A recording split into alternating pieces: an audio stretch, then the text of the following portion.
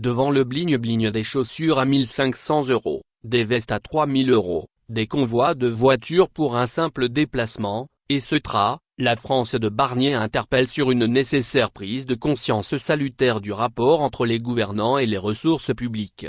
Monsieur Michel Barnier, Premier ministre, avant sa démission suite à la censure de son gouvernement, a fait publier une circulaire exhortant les membres du gouvernement à la sobriété dans leurs déplacements officiels, privilégiant la simplicité et l'efficacité. Cette démarche interroge directement la réalité politique et sociale togolaise, où le fossé entre les dirigeants et le peuple semble se creuser inexorablement.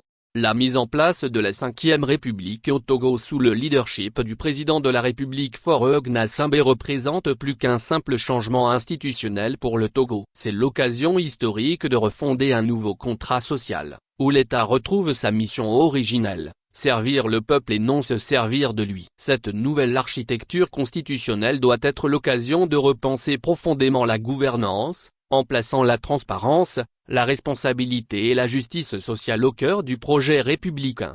Aujourd'hui, le contraste est saisissant et insoutenable. Alors que les populations vivent dans une paupérisation aiguë, les hauts fonctionnaires, ministres, dirigeants de sociétés d'État, présidents d'institutions continuent de bénéficier de privilèges pharaoniques qui confinent à l'indécence. Les cortèges ministériels, les véhicules de fonction dernier cri, les déplacements dispendieux, les indemnités pléthoriques dessinent le portrait d'une élite totalement déconnectée des réalités quotidiennes.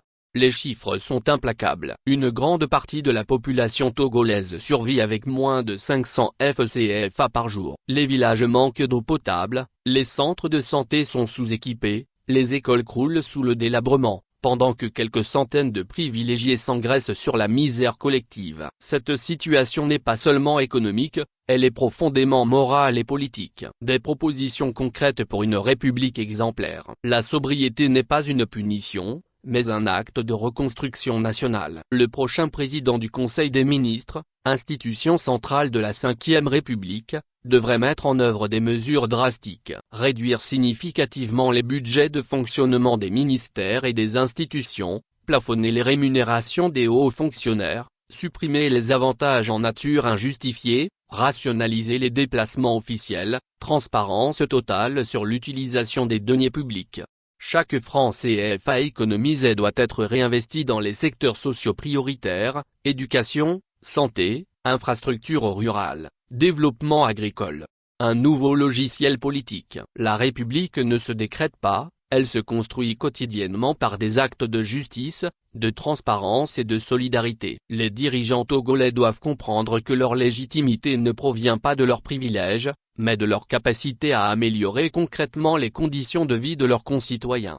La 5e République ne sera véritablement républicaine que lorsqu'elle aura fait de la réduction des inégalités son projet politique central. C'est à ce prix que le Togo pourra véritablement embrasser les valeurs de liberté, d'égalité et de fraternité. Le moment est venu de transformer les discours en actes, les promesses en réalisation. Le peuple togolais mérite une république qui le respecte, qui l'écoute et qui le fait grandir.